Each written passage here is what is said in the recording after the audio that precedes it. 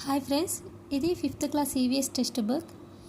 కానీ దీని ఆన్సర్ చేయాలంటే చాలా కష్టంగా ఉంది. ఒకసారి చూడండి.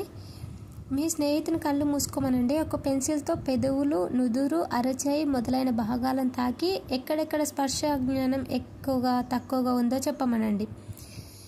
ఎక్కువ ఉంది స్పర్శ, ఎక్కువ తక్కువ ఉందో చెప్పాలి. అన్ని ప్రదేశాల్లో చర్మం ఒకే మందంలో ఉంటుందా? ఎక్కువ మందంలో, తక్కువ మందంలో, ఎక్కడెక్కడ ఉంటుంది?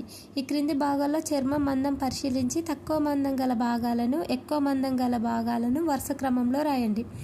ఇప్పుడు చూడండి, ఎక్కువ మందం గల భాగం, తక్కువ మందం గల భాగాన్ని మనం లైన్గా పెట్టాలి.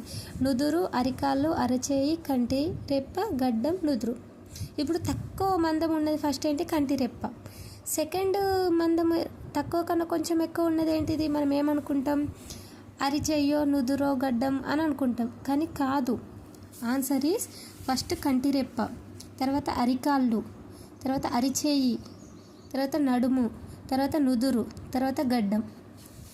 ఇది 5th క్లాస్లో ఉంది కానీ చాలా చాలా ఇంపార్టెంట్ ఫ్రెండ్స్. నేను కూడా డిఎస్సికి ప్రిపేర్ అవుతున్నా. ఈ ఆన్సర్ తెలుసుకోవడానికి చాలా కష్టపడ్డా. అందుకే మీకోసం ఈ వీడియో.